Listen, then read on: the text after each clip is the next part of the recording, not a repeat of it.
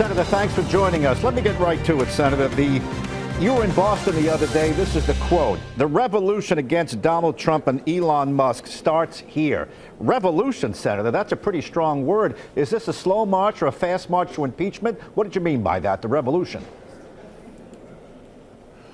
Well, we fought the American Revolution, led initially by the Minutemen and women of Concord and Lexington, in order to say to King George, no, you do not have absolute authority. No, you cannot act as a dictator. That's what Donald Trump is trying to do. Okay. He's trying to usurp the power of the Congress and the judiciary in order to act as a king. King Donald, not King George, which is why we need a revolution in order to once again reassert the principles that we have a separation of power, that we have checks and balances, that no one can act unilaterally. Well, I know you don't mean take arms up against the sitting president, but what do you mean? The only way to replace him is impeachment, revolution, replacement. Is that what you're talking here? Oh, by the way, tomorrow's one month he's in, Senator. I'm talking about people rising up when they hear that Medicaid is going to be cut, and that's 51% of all federal funding for Massachusetts, when they've gutted the EPA or the Department of Education providing protection for clean air and clean water, or educational funding for poor children or disabled children. People have to rise up. They have to protest. All right. They just can't allow for King Donald to act in a way that cuts all these programs to give tax breaks to billionaires. Ordinary people, ordinary families are going to suffer greatly. Well, King Donald has sent Prince Elon into the departments to root out waste, fraud, and abuse. He found $73 billion in Social Security mispayments. I've got the list. You've seen the list. 1.5 to advance DEI in Serbia, 32,000 trans comic books in Peru. Is all of this wrong, Senator? Look at in the Republican budget coming out of the House of Representatives, they cut Medicaid by $880 billion. What's that? That's the funding for grandma and grandpa in nursing homes with Alzheimer's. That's funding for families all across Massachusetts and Rhode Island to be able to qualify for health insurance. So that's not waste and fraud. That goes right to the health and well-being of every single person who's dependent upon Medicaid, Medicare, the Affordable Care Act for the well-being, the health of their families. All right, Senator, I don't think we're going to convince you otherwise. I understand you're against DOGE, you're against Elon, and whatever savings they're coming up with, you're saying it's not real. I mean, is that a way to wrap this up? Because I want to get to world affairs, too. Take the last word on this, then we'll switch to Ukraine. Well, DOGE really stands for the Department of Gutting Everything, from healthcare to education to environmental programs. And it is absolutely something that people are going to have to stand up and fight against because it's all part of their plan to then loot that money and give it to millionaires and to billionaires. And it is just morally wrong, and we have to stop it. Well, you're standing up and you're calling for get in the streets and uprise. You use that word, Senator. Donald Trump is enjoying his highest approval numbers ever. He's in the 60s. He's in 70s on some questions.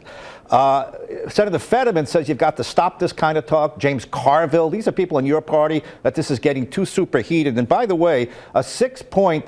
Among self-identified voters, Democrats 4 years ago enjoyed a 6-point advantage over Republicans. That's gone. Now Republicans enjoy a 2-point advantage over you. Is this the right way to go? Listen, this is a critical turning point in American history.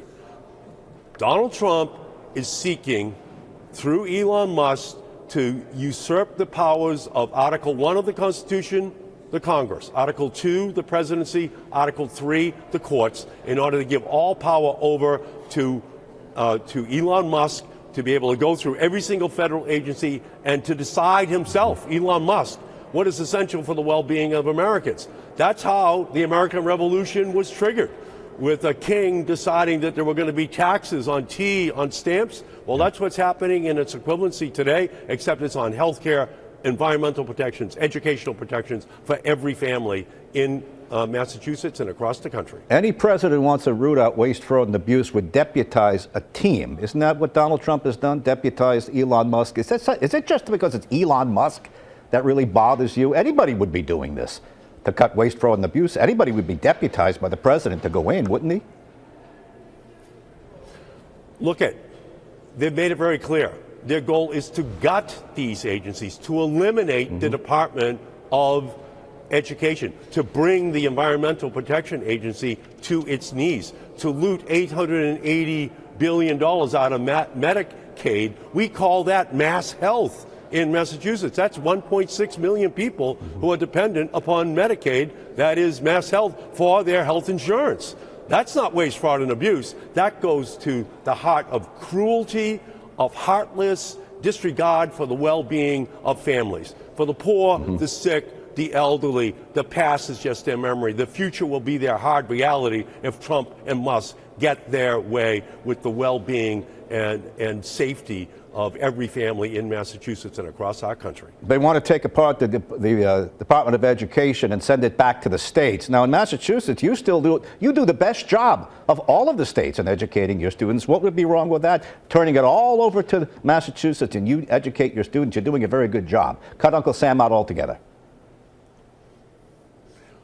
Massachusetts uses the federal funding that comes in from the Department of Education in order to augment our goal of being number one in math, verbal, at the 4th, 8th, and 10th grades. It's essential to keep that funding coming, especially for other states who aren't number one, who are going to suffer even more. So we've set the model. It works. We're number one, and we're unhappy with ourselves in Massachusetts. We know how much better we could do, even as number one, to make sure every child was able to maximize their God-given abilities. And the system is working. It doesn't have to be broken, destroyed by Elon Musk, who knows nothing about the educational system in our country any more than he knows anything about environmental laws, Medicaid, or any of the other programs that he's sending in these 25-year-olds to question biologists, chemists, climate scientists about what they do.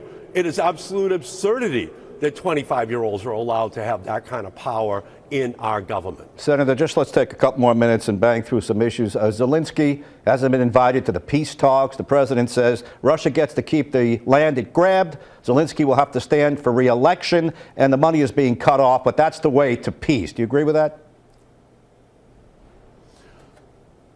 Trump hasn't even brought Zelensky into the negotiations yet. There can be no Ukrainian settlement without Ukrainians at the table. It's an absolute usurpation of power by Trump for his buddy Putin in order to get a settlement that makes it fair for Putin but not for the Ukrainians, and then it will open up real estate opportunities for Trump and his family inside of Russia. That's what this whole thing is about. Revenge against Zelensky and self-aggrandizement for the Trump family. That's always been what his plan has been, and we need to make sure that Ukraine gets protected. Otherwise, we might as well look at like the weakest country in the world. Trump will look like the weakest president in history if he gives in to Putin and surrenders everything without even allowing the Ukrainians at the table. All right, you're going to give him an F on that. Would you give him an A or at least a B+ on peace in Gaza? The deal appears to be holding. More hostages are coming out this Saturday. That happened on his watch. You could take the last word on that, and we'll let you get back to work, Senator. Yeah, we need peace in Gaza, but his saying that he's going to build like a Riviera in Gaza is obviously absolutely absurd. He needs to find a way of now moving forward to help those families, to get out the remainder of the Israeli hostages, and to ultimately find a peaceful resolution that allows both peoples to live together in peace. I would assume you'd say hands off Greenland and hands off the Panama Canal. Is that correct? Am I assuming correctly, Senator? I don't envision Donald Trump invading Greenland or Panama. Ultimately, we have to work with countries to find peaceful resolutions of any disputes which we may have. What he is talking about doing right now is absolutely absurd, and it is growingly creating a concern amongst all of our allies around the world that want us to act like the democracy that we have been for the last 250 years. That's just the opposite of what Trump is doing. He is not a king. He must act in a way that reflects the democratic underpinnings of our country's history. Massachusetts Senator Ed Markey, direct from the Capitol, Connect to Congress. Senator, thank you.